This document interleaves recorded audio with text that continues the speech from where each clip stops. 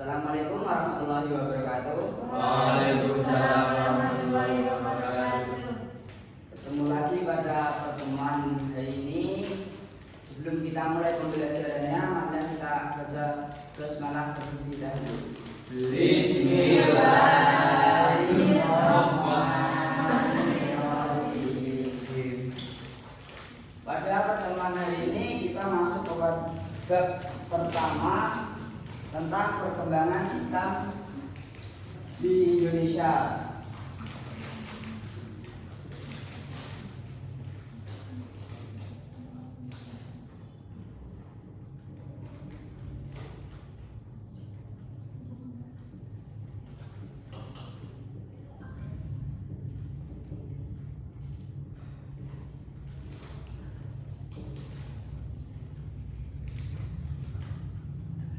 Materi ini yang pertama adalah situasi dan kondisi sebelum kedatangan Islam.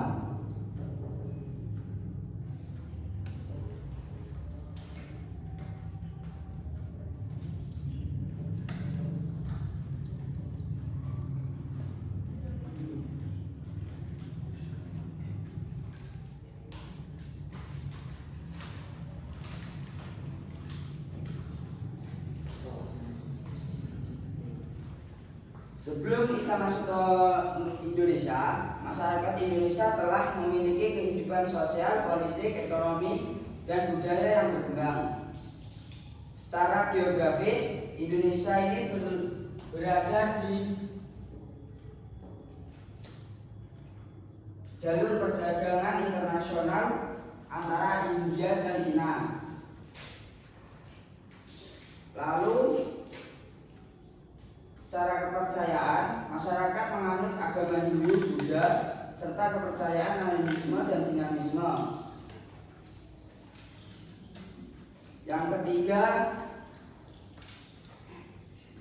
di bidang politik dan pemerintahan, Indonesia telah mengenal sistem pemerintahan sebelum Islam datang, seperti kerajaan Kutai, Sriwijaya, dan Majapahit. Dalam bidang perekonomian, masyarakat bertumbuh pada pertanian dan perdagangan. Nusantara terkenal sebagai penghasil rempah-rempah sehingga menjadi pusat perdagangan internasional. Yang kelima, sastra dan kebudayaan. Sebelum Islam berkembang, masyarakat telah menghasilkan karya-karya sastra seperti Mahabharata, Ramayana, Nagarakartagama, dan berbagai kitab kuno lainnya. Lalu yang kedua, jalur masuknya Islam di Indonesia.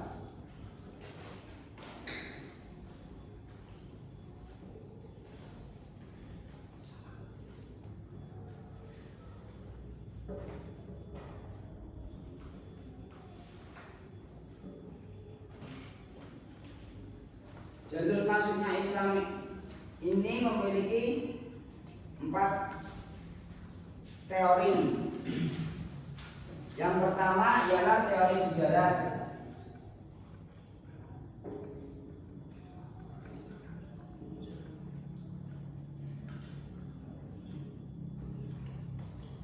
Teori ini dikemukakan oleh Snaphardt.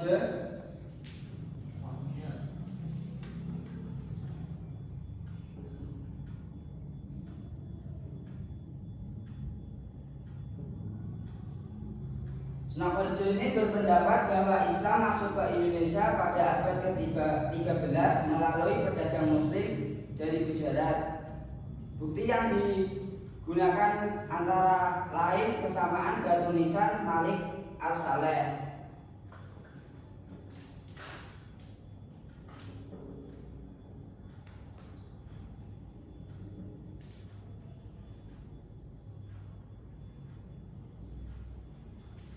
Lalu teori yang kedua yaitu teori Arab.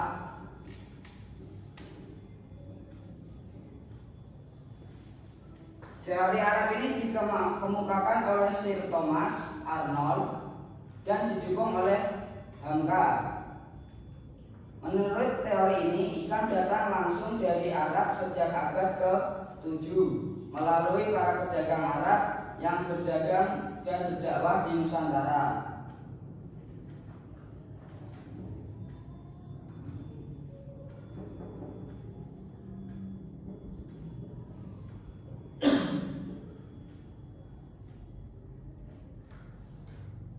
Dan buktinya ialah makam Fatimah binti Maimun.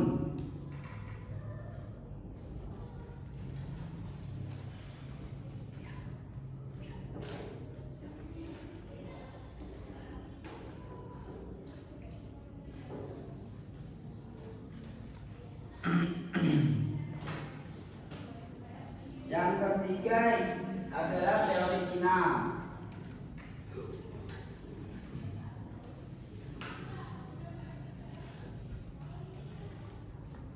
Teori ini menyatakan bahwa Islam dibawa oleh para perantau Muslim dari Cina yang telah memiliki hubungan dagang dengan Nusantara sejak lama.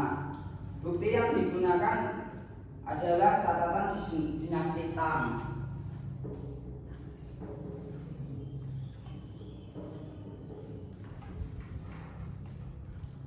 Yang keempat adalah teori Persia.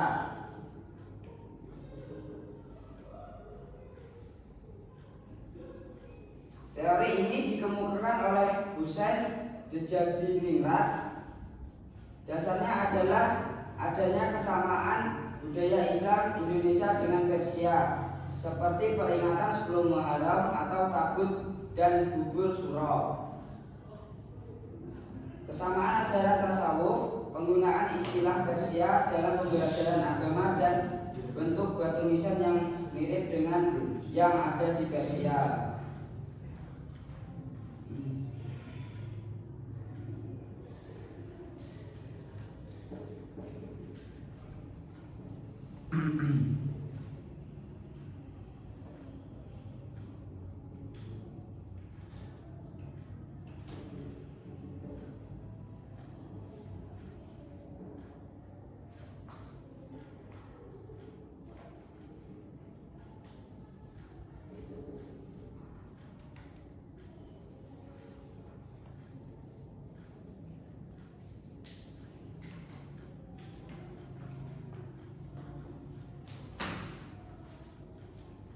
Jadi materi-materi tersebut ada yang mau ditanyakan? Ada Pak. Sudah. Sudah paham? Sudah.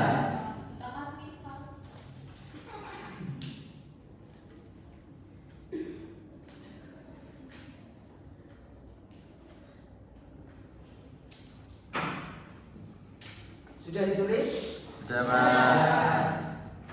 Yang selanjutnya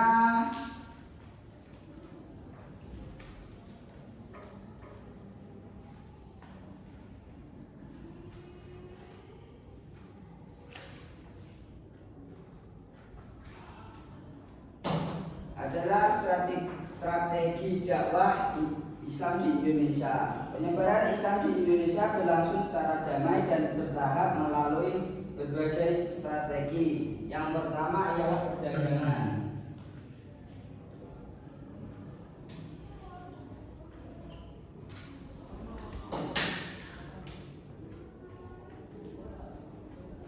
Nggak kelihatan Pak.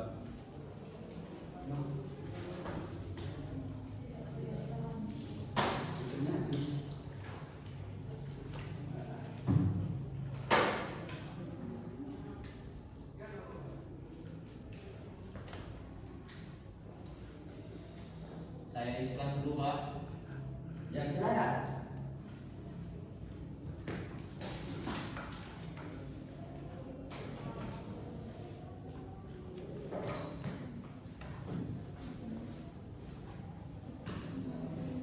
Yang pertama perdagangan. Perdagangan Muslim dari Arab, Persia, dan India menjadikan perdagangan sebagai sarana dakwah, interaksi yang intens, dan masyarakat pesisir membuat Islam mudah dikenal dan diterima. Strategi yang kedua ialah perkawinan.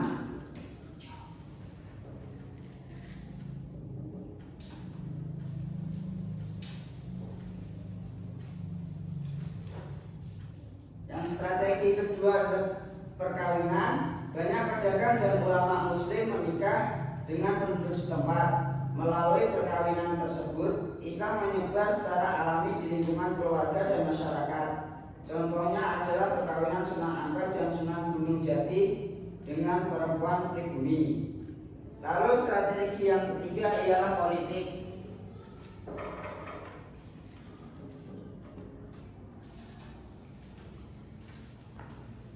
Ketika seorang raja atau penguasa memeluk Islam, rakyatnya biasanya mengikuti.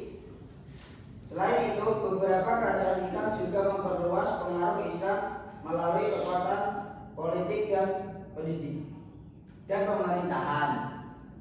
Yang keempat adalah strategi keempat adalah pendidikan.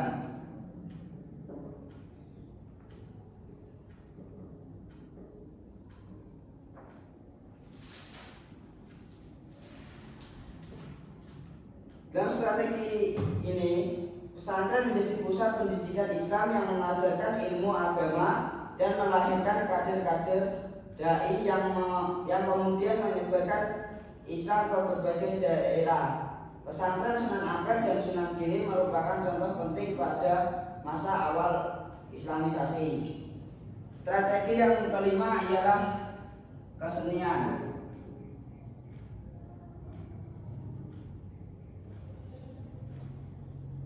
Para ulama memanfaatkan kesenian lokal seperti wayang dan gamelan sebagai media dakwah. Pendekatan ini membuat ajaran Islam lebih mudah diterima masyarakat Jawa. Lalu yang terakhir atau keenam adalah tasawuf.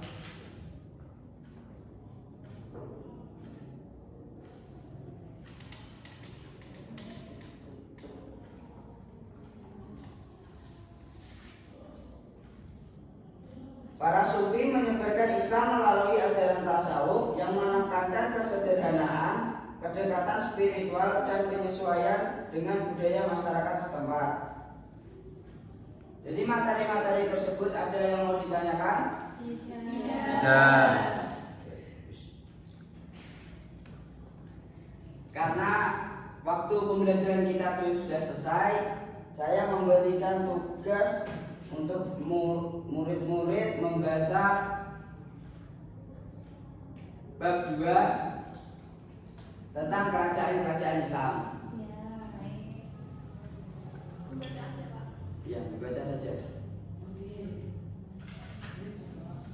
Kalau begitu, marilah kita tutup dengan alhamdulillah. Alhamdulillahirabbil alamin.